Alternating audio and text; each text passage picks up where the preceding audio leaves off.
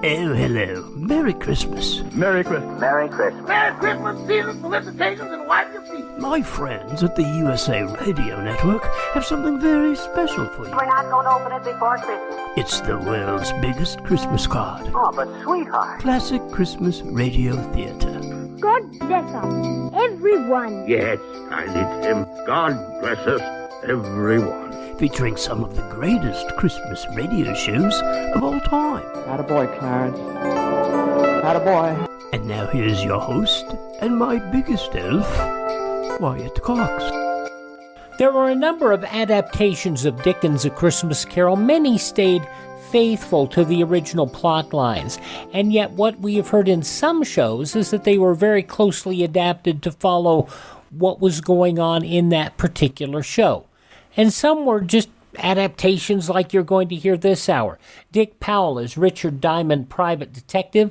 This is going to be from December 24th, 1949, going back some 72 Christmases ago, as Richard Diamond's Christmas Carol is going to be something very special. You will hear characters from the show, and you will hear an interesting story woven in and amongst all of this. From 72 Christmases ago, December 24th, 1949, Richard Diamond, Private Detective, starring Dick Powell on Classic Christmas Radio Theater. Now from 72 Christmases ago, December 24th, 1949, Dick Powell as Richard Diamond, Private Detective on Classic Christmas Radio Theater.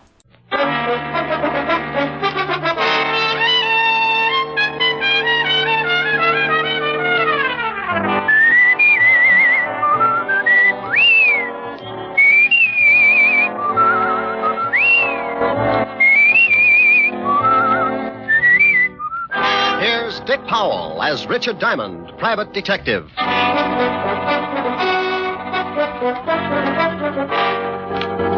Hello there, this is Diamond. Well, it's Christmas Eve, and every year about this time, my business takes a big nosedive. People usually pack up their troubles and start unpacking colored lights and Christmas tree ornaments. So tonight, instead of telling you about one of my hair-raising exploits, we're going to tell you a Christmas story. So with apologies to Mr. Charles Dickens, we'd like to bring you an adaptation of one of his most famous stories, A Christmas Carol. Now, I'd better explain something first. This version isn't exactly the way you've heard it many times before, because the particular type of characters I usually get mixed up with, this story is written to fit their talents and characteristics. Different from the Dickens original, certainly, but we feel that this story could easily happen today, anywhere. Like maybe right here in New York on a little side street just off the Bowery. So now I'd like to introduce our characters. Mr. Ebenezer Scrooge will be played by my good friend and guiding hand of the 5th Precinct Homicide Division, Lieutenant Walter Levinson. Walter? Otis. The character of Jacob Molly will be played by one of my dearest friends and constant companions. Otis, that's you. Huh? Oh, Sergeant Otis Loveloon. Loveloon. Walt. Oh, sorry, Helen. Tiny Tim will be played by our corner newsboy. Johnny Rawlins. Tiny Tim's mother will be played by my red-headed gal friend. Helen Asher. The rest of the characters will be played by members of the 5th Precinct Police Station. Officer O'Reilly. Officer Lund. Officer Lefkowitz. Sergeant Miller. The music will be furnished by the 5th Precinct Police Band, directed by Patrolman Worth. And now, our version of the Christmas classic, Charles Dickens' A Christmas Carol.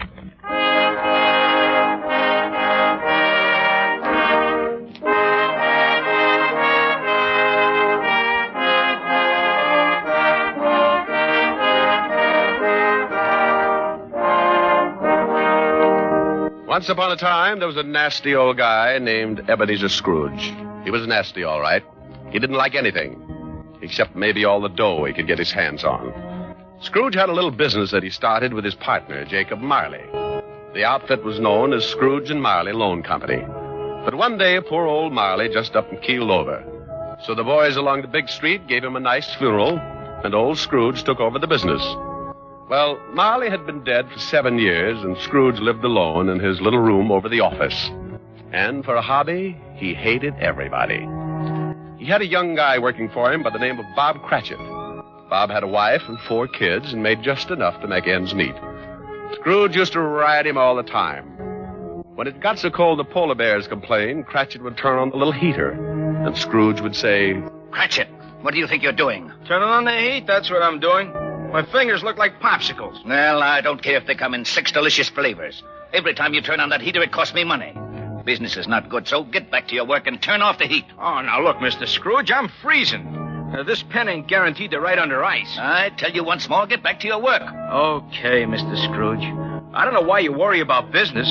Why not just put up a sign? Turn the joint into a skating rink.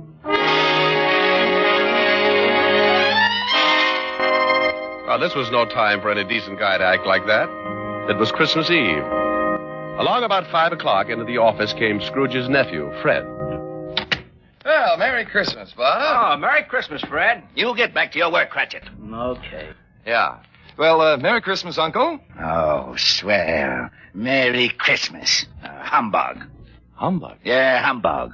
My old man didn't like Christmas, and that's what he used to say. Humbug. Okay, humbug. But it's still Christmas, and I don't see where you get off not liking it. This is supposed to be the time everybody gets with it. Everything stops. That ain't much good, and you put your arm around the next guy, you tell him Merry Christmas. I'll put my arm around you with a hammer on the end of it if you don't lay off that goodwill stuff.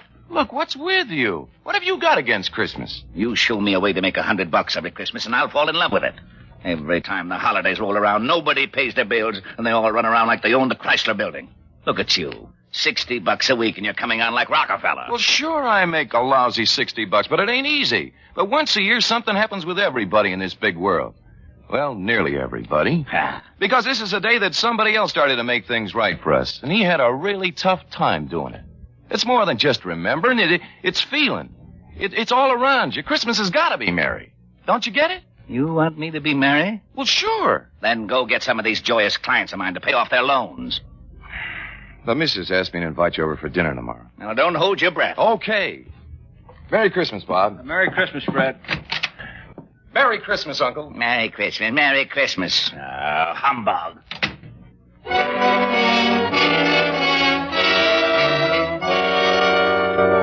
Late that evening, Scrooge went upstairs to his room, the room where Jacob Marley used to stay.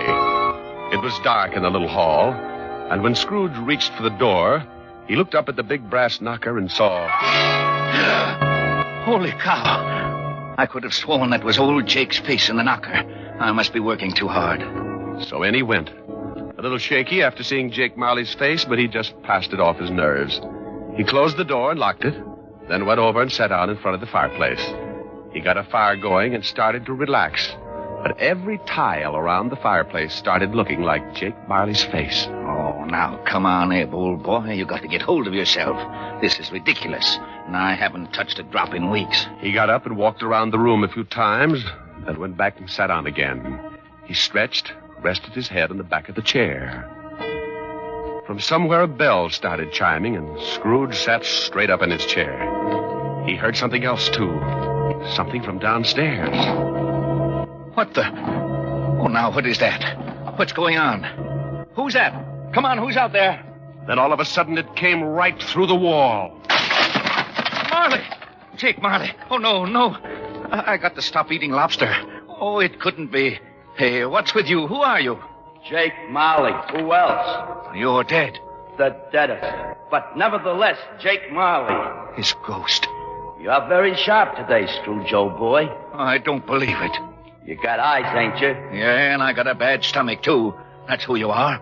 Nothing but a bad case of indigestion. You don't think I'm a ghost, huh? Okay, maybe a good scare will change your mind. Whoa! Oh, no. Stay away from me. I believe you.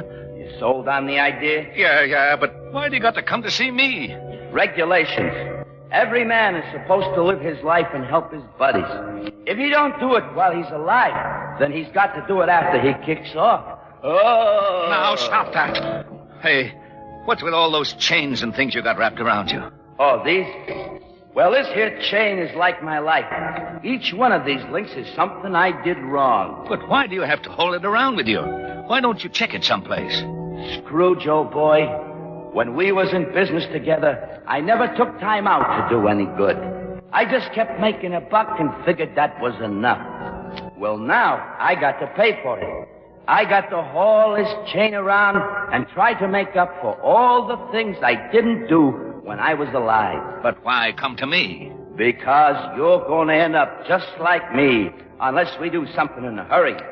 Now, I haven't got much time, so you better listen. Oh, I don't want to be like you. I'll listen. Okay. You're going to have 3 visitors. You're going to be haunted by 3 spirits. Oh, no. It's the only way you can keep from being like me. When you hear that bell strike 1, the first one will be here. Well, I got to be going. You won't see me again, but you remember what I told you. So long, Scrooge, old boy. Your goosebumps can relax now.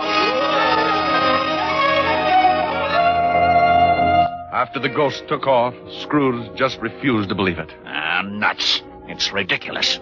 Humbug. Then he climbed into the sack and was soon snoring up a storm. When Scrooge awoke, it was still dark, and the bell from the church on 53rd Street was striking 12. He laid awake listening and thinking to himself. Just a dream. Ghosts. Bah. Finally, he dropped off again and slept for about an hour. Then the big bell struck 1. 1 o'clock and I don't see no ghost. I knew it was something I ate. All of a sudden, a big light flashed in the room. The first of the spirits stood before him. Oh, Jake was right. Are you the first spirit that Jake said would come to haunt me? Yeah, you know it. Well, who are you? Me? I'm the ghost of Christmas past. Yeah? How long past? You're past. Come on, we're going to take a walk. Oh, where are we going? Just relax. I'm running this tour. Oh, well, let me get my pants. You got them. Hey, they're on me.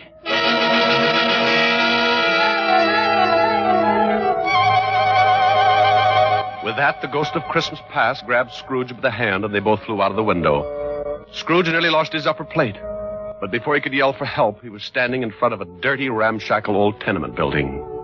You know where you are? Sure, I know where I am. This is where I was brought up. Even the garbage cans are the same. You had a pretty tough time when you were a kid, didn't you? The toughest. I wasn't very big, and the rest of the kids in the neighborhood were. I had more black eyes than a crow. You want to go in? What for? To see your folks. My folks died a long time ago. They're in there now. Come on. Well, the ghost took old Scrooge into the building and showed him a Christmas years past when he was a child with his family. Lord, it was tough living in 2 little rooms like that. But Scrooge remembered how wonderful it really was. What's the matter, Scrooge? Huh? Oh, got something in my eye. You were pretty lonely when your folks, when they... Yeah. You know, there was a young kid that came around earlier this evening and sang some carols. I wish... Yeah, what do you wish? Oh, nothing. Come on. I want to show you another Christmas. The spirit showed him another Christmas and still another. And you know, no matter how tough Scrooge remembered his childhood had been, it always seemed that Christmas was wonderful. Then the spirit took him to a building down by the river where Scrooge got his first job. They went inside, and seated behind a desk, Scrooge spotted... Fezziwig. Well, I'll be darned. It's old Fezziwig alive again. And there's Dick Wilkins. He was a good boy. We got along great. He liked me.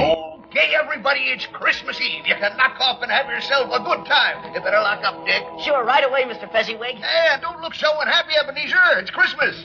Come on home with me and tear into a big turkey. All locked up, Dick? Yes, sir. Ready, Ebenezer? Yes, sir. Okay, let's go and have Merry Christmas, you two. Yeah. Merry Christmas, Mr. Fezziwig. Mr. Fezziwig. Merry Christmas. Then the spirit took Scrooge over to Fezziwig's house, and they saw the wonderful party that Mrs. Fezziwig had gotten together. Scrooge watched and remembered, and the spirit said... Wasn't Fezziwig a stupid, sentimental old goat? Oh, yeah? Well, let me tell you something. He was a great guy, he was. You know... What, Scrooge? I was just thinking about Bob Cratchit, who works for me. I think I'd like to do something for him. You know he's got a wife and 4 kids? Is that right? Yeah, 4 kids. Come on, I've seen enough. Okay, but you gotta see these things if you want to get squared away. And believe me, brother, you need squaring away. Let's go home, Scrooge.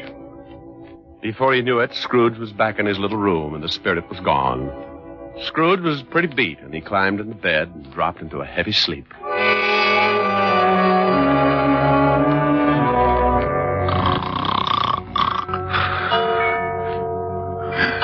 Huh? What's that? It's 2:00. Hey, that light. In the other room, I got burglars. Hey, Scrooge. Scrooge, come on in. Who's that?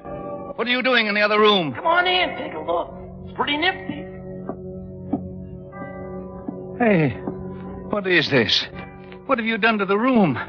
It looks like Macy's window. Where'd you get all the holly and the mistletoe? And how'd you get it in here? You like it?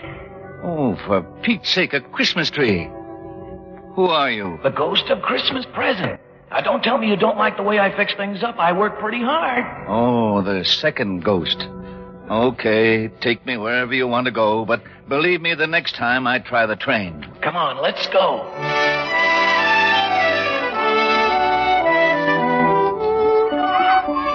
Now, what do you see? Oh, I see bright colored lights. People having a lot of fun. Kids on sleighs. See that building over there, the one with the big wreath on the front door? I got 2020. That's where Bob Cratchit lives. He works for me. Hey, look, there's Bob now. Yes, going into the house. Up all those stairs to the 5th floor. And he's got his little boy on his back. Tiny Tim. Yeah, got polio last summer. Pretty sick little boy. I know. Bob said he'd need a lot of care if he was ever going to walk again. Let's take a peek. Hi. Hello, honey. You and Tim have a good time? Best. Didn't we, Tim? Yeah, Dad. We watched all the kids on the block on their sleds. Mom, will I ever be able to ride a sled? Of course, Tim. Won't he, dear? Sure thing, Roughneck. Next Christmas, you'll be out there doing belly whoppers with the rest of them. Dad, what's the matter? Your eyes are all wet. Oh, nothing, Tim. I just got some snow in them. Want some dinner, Tim? Oh, Mom, stew for Christmas? I'm sorry, Tim. Oh, that's okay, Mom. I like stew. Bob, will you please say grace? Can I say something first, Mom? Of course, Tim. What would you like to say? God bless us. Everyone.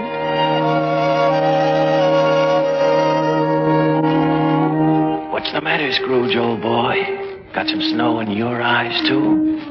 Tell me something. Sure, if I can. What about Tiny Tim? Oh, can't say for sure. But if his old man makes enough money next year to get the right doctors, little Tim will get along just fine. But times are tough, aren't they, Scrooge? Yeah. Now the spirit of Christmas present took Scrooge to many places and showed him a lot of happiness and a lot of misery. And finally, back to his little room, the spirit was gone. Oh, I don't know whether I can take much more of this.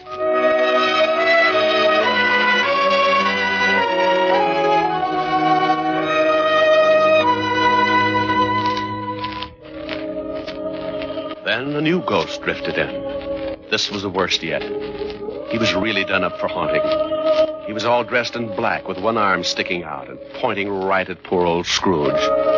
This was the last one of the spirits. Scrooge's knees sounded like castanets on a reducing machine. Okay, you don't have to tell me. You're the ghost of the Christmas that hasn't come yet. You I'm really scared of. The ghost took off as Scrooge right after him. The city disappeared, and Scrooge found himself in the outskirts of town, standing in a graveyard. The night was howling like it was mad. And as Scrooge looked down, he saw... Hey, what's this?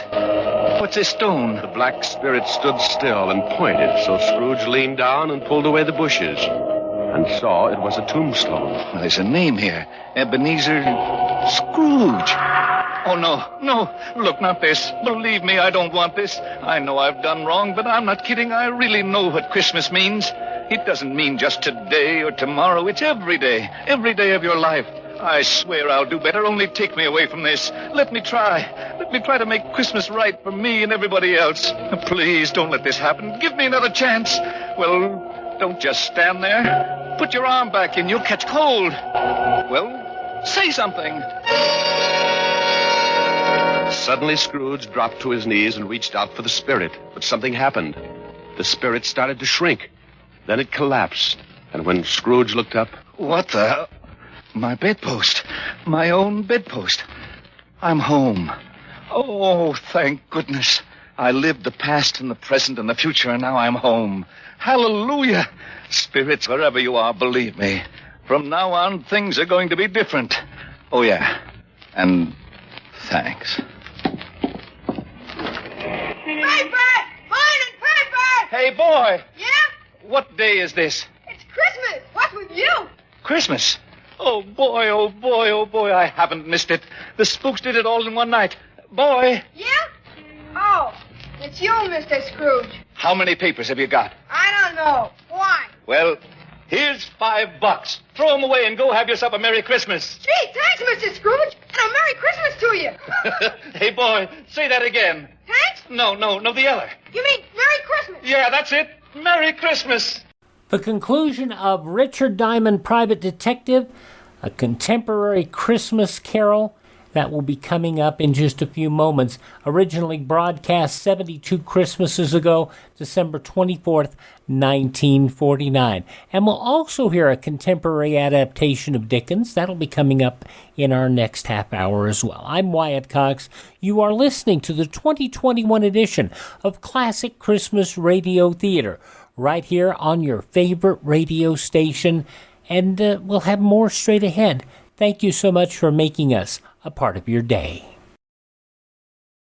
Here's a great thing to consider doing right now before the end of the year. Call MediShare and find out just how much you would save by switching to MediShare, the affordable alternative to health insurance. When you call, you'll get some good news and probably be very happily surprised, too. The typical family saves $500 a month, but you might save even more. It's so worth it to at least find out. And you'll see why more than 400,000 people are already members. MediShare is a Christian community that's shared more than $4 billion in each other's healthcare costs. It really is remarkable, and they're very easy to talk to. And here's the thing. If you join before the end of the year, they'll waive your new member fee. That's another $170 you'll save. I'll give you the number here in a second. The call, and you'll get a price within 2 minutes. And again, the deadline is December 31st, so call now. You'll save even more. Call 833-34-BIBLE. That's 833-34-BIBLE. 833-34-BIBLE.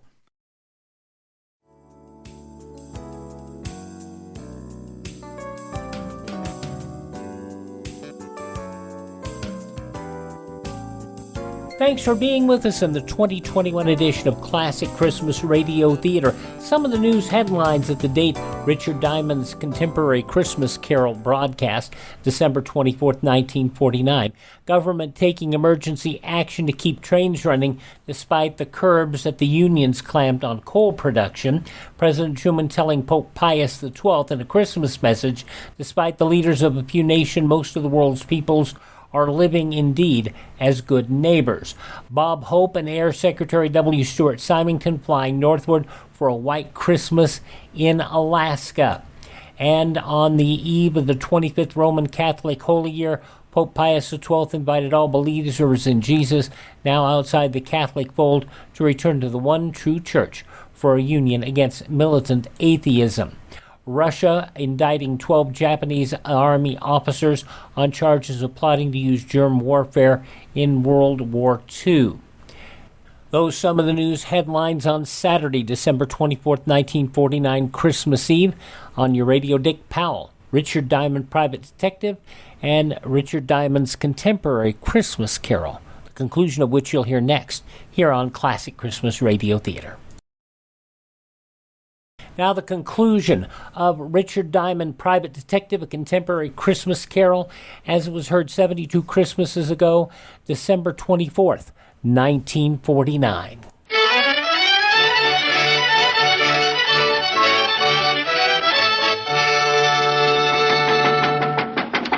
Okay, I'm coming. What's the matter with you? Can't you see the store's closed? Look, mister, this is... Ebenezer Scrooge. Merry Christmas, Barney.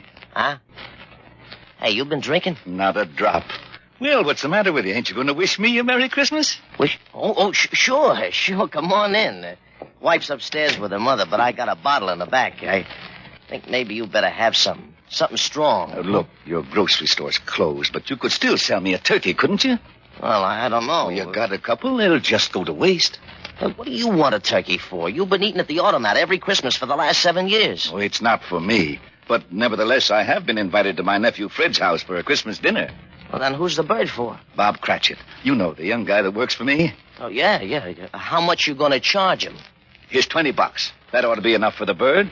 Well, no. It ain't worth that much. You sure you ain't been into something? Well, if it's too much, give the rest to your kid and have him deliver the turkey to Cratchit's house. Huh? Here's the address, and don't tell Cratchit who sent the thing, okay? Okay. Merry Christmas, Barney. Yeah. Merry Christmas.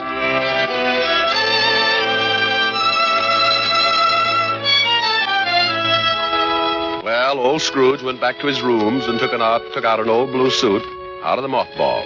He shook it out, put a few creases in it, and went out into the street. The old boy was really with it. Everybody he passed, he greeted them with, Merry Christmas. Merry Christmas. Merry Christmas. Oh, Merry Christmas. Merry Christmas. Merry Christmas. Scrooge went to church and gave a large donation, and Father McCarthy nearly forgot his sermon. And then Scrooge went out on the street again and down into the Bowery. Oh, God bless you, sir, and a Merry Christmas. Isn't it, though? He kept walking and having a great time. Later that afternoon, he arrived at his nephew's house. Well, what the... Merry Christmas, Fred. I've come to dinner. Oh, my gosh. Here, I brought you some presents. Oh, my gosh. Don't thank me. It's Christmas, remember? Oh, my gosh.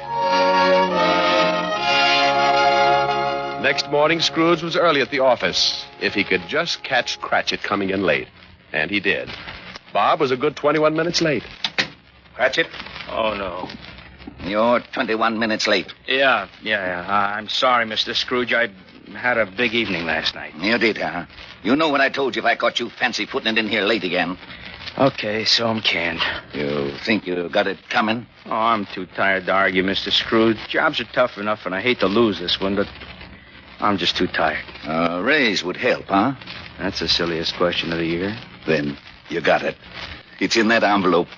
What? Yeah, and maybe after we see how the funds are, we can do something about Tiny Tim. No, I don't get it. A raise? You want to do something about Tim? I don't get it. Sure you do, Bob. Haven't you heard? It's Christmas. Now, go on home, take the day off. Yeah. Take the week off. Oh. Come back when you feel like it. Merry Christmas. Mr. Scrooge? Yeah? Merry Christmas.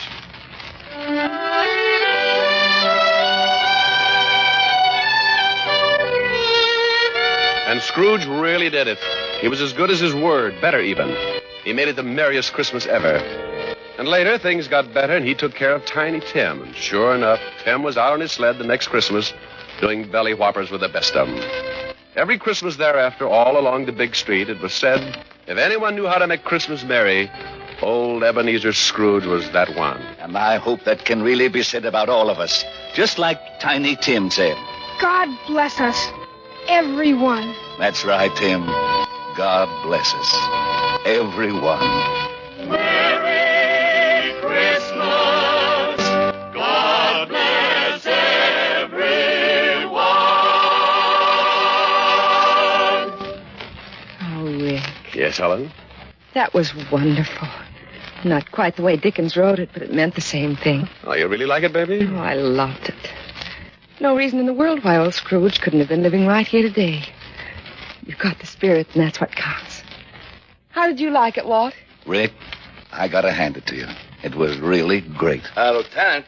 Yeah, what is it, Otis? How'd I do in the play? You were magnificent, Sergeant.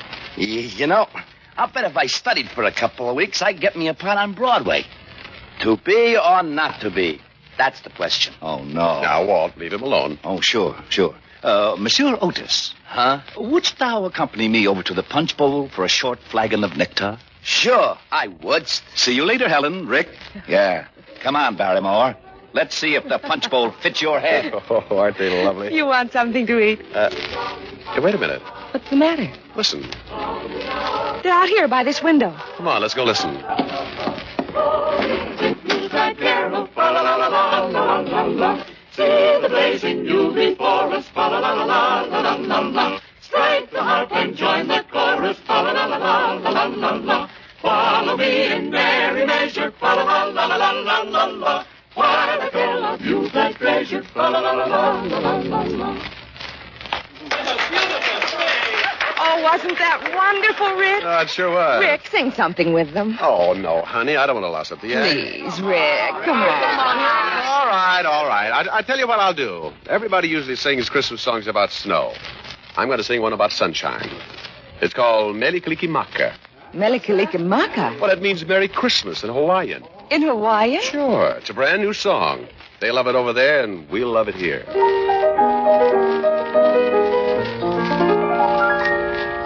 Mele Kalikimaka is the thing to say, and Haoli Makahiho. That's our Christmas greeting in Hawaii, and a happy new year, too.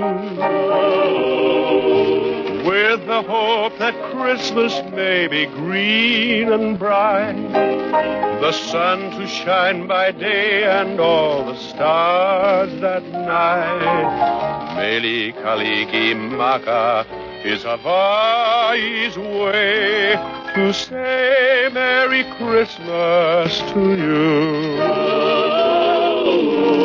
With the hope that Christmas may be green and bright,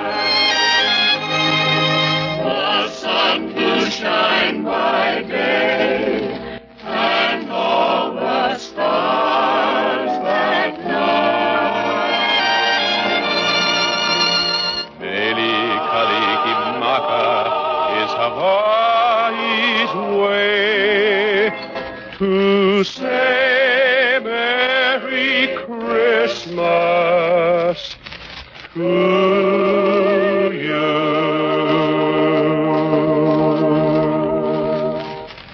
Rick, Mm-hmm. Merry Christmas. Yes. And a Merry Christmas to everybody. From 72 years ago, Richard Diamond, Private Detective, starring Dick Powell. Well, let's head back to Wistful Vista and check in what's going on with Fibber McGee and Molly. They're heading Christmas shopping December 16th, 1953. We take you now to the Bonton Department Store in the city of Wistful Vista, where we join two slightly bewildered shoppers named Fibber McGee and Molly.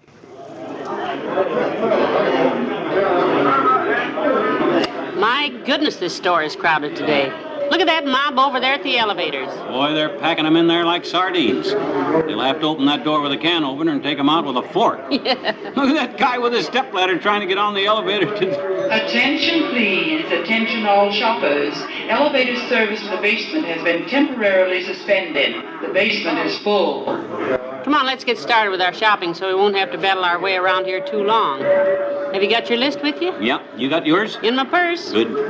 Now remember, we agreed to shop separately and no peeking into each other's packages, right? Right.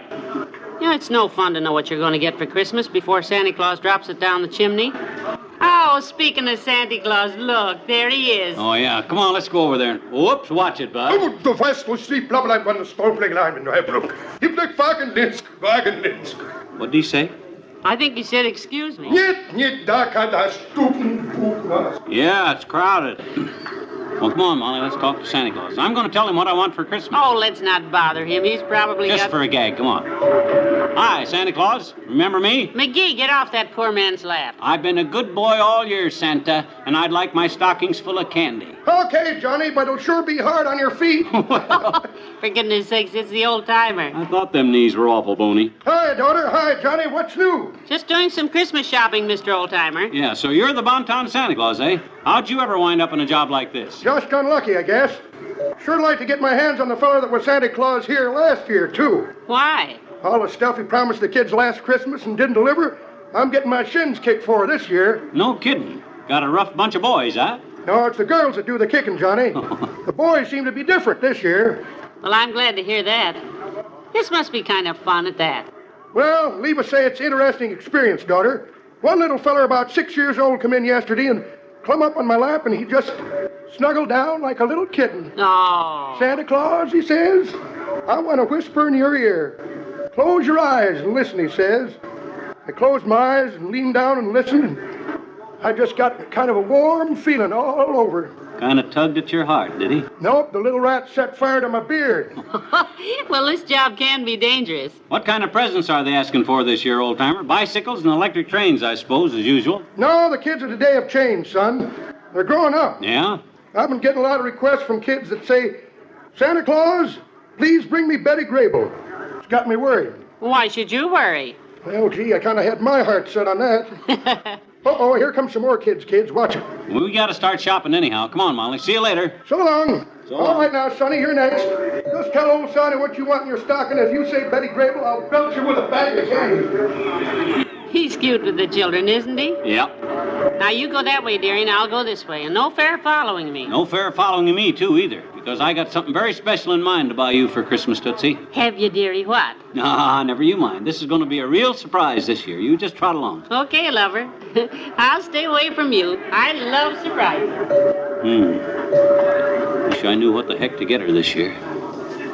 My ideas and my money don't jibe. Wish I could find a nice $10 diamond Tarara. Or maybe a brute.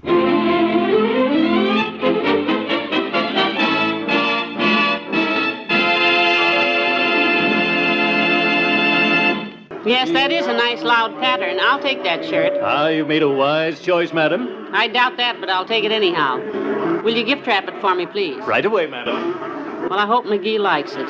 Attention, shoe department. All clerks, shoe department. Kindly check all boxes before the customer leaves. One of you rum-dums stole my lunch.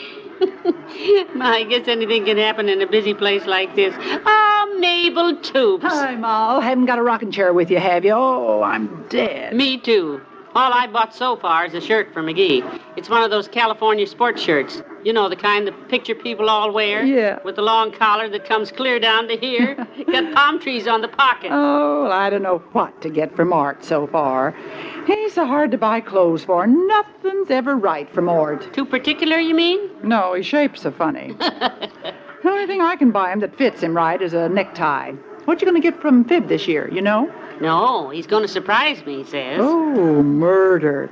Mort did that to me one Christmas. Big surprise, he says. Know what he bought me? What? Hand-painted abalone shell table lamp. Oh, my. With matching ashtrays, no less. Oh, dear. The painting on it was lovely. Clear around the shade, it said, "Greetings from Pismo Beach, California." I buried it in the backyard. I don't blame you. It sounds pretty awful. McGee's not quite that wild. He surprised me last year with a bottle of perfume. And the year before that. Uh-oh, here he comes. Yeah. Don't say anything about me buying. Hello, dearie. Oh, hi, kiddo. I didn't expect to find you here in the men's department. Oh, hi, Maeve. Hi, Fib. Oh, I was just helping Mabel look at some presents for Mort. Mm-hmm. I haven't quite decided on your present yet. Here's your package, madam. I'm sure he'll like the shirt. Huh? Oh, your package, madam. Mabel, there's your package, the shirt for Mort. Huh? Oh, yes, the shirt for Mort. The shirt for Mort. Yeah, of course. Give it here. Well, I'm going to look around some more, Molly. I haven't found your surprise yet. Meet you out front, dearie. Okay. So, bought me a shirt, huh? Hope it's one of them California sports shirts like the picture people wear, with the long collar that comes down to here and the palm trees on the pockets. Sure wish I knew what the heck to buy for her this year. She's... Whoops, watch it, bud. Was du schmalst nicht ein bisschen one point wasted, dann du Stupen? Yeah, it's very crowded. Das Flagge-headed foreigners. Yeah. Wonder if I ought to surprise her with a bottle of perfume. No, I surprised her with perfume the last 3 Christmases. Maybe they got something down this aisle here for women. You look lost, sir. May I help you? No, I ain't lost this. I know where I am. I'm just... You're looking for a Christmas present and you don't quite know what to buy, do you? Well, yeah, you might put it that way. I'm just looking... For your wife? Yeah, I want to surprise her, you see. I know exactly what you have in mind. Well, good for you, because personally, I ain't got the faintest. Oh, we have some just beautiful things under the counter here. Oh, you just wait. Well, now, what kind of things? Oh, wait till I show you these gorgeous imports. Huh?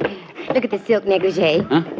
Look at these gorgeous slips. Oh, sure. Yeah, aren't they delectable? Oh, my gosh. I couldn't. Holy smoke. They're all handmade. She'll love this. Well, gee whiz, And here, if you'd step right down this way and let me show you the nightie on the model. On the model? Right down here, the wax model at the end of...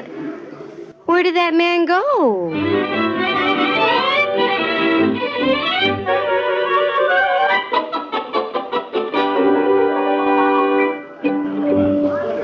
Boy, this is the toughest job I ever had. Trying to find something to surprise her that I can afford, that she likes, that she don't expect. Oh, hi, Doc. Well, what are you doing lurking around here, sonny boy? Doing your Christmas shoplifting? That ain't very funny, Fatso. That was a very feeble crack. Yeah, I know. It's the best I could do. This Christmas shopping's got me licked. You're licked? Mm-hmm. Boy, I'm beat right down to my shoe soles.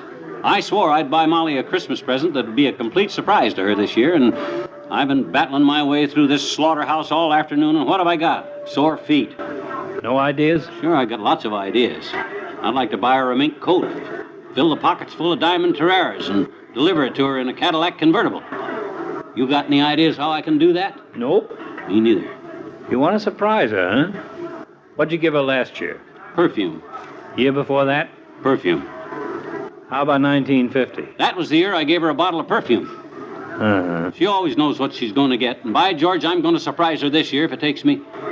Hey, I got it. Yeah, that's it. What's it? Look, 3 years in a row I've given her perfume. Got it?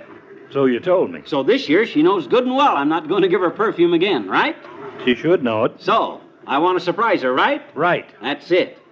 Hey, miss, wrap me up a bottle of this perfume. Oh. This evening in Liverpool. The family size. Girl can always use perfume, Doc. And boy, will she be surprised, because the last thing she'll expect...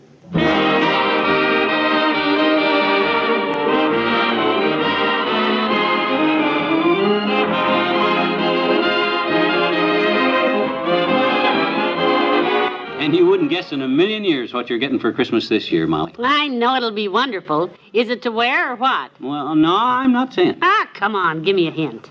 Is it big or little? I'm not dropping a single hint this year. It's going to stay locked up right there in that little desk drawer till Christmas. So don't go sniffing around there. Oh. Good night. Good night, all.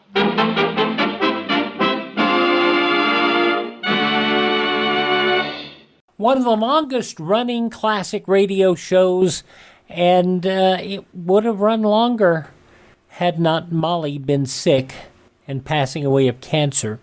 And Fibber McGee, Jim Jordan, continued on in roles in broadcasting up to his death as well. One of his last roles was on Chico and the Man, where he and Jack Albertson teamed up as old buddies in that show, along with Freddie Prinze Jr.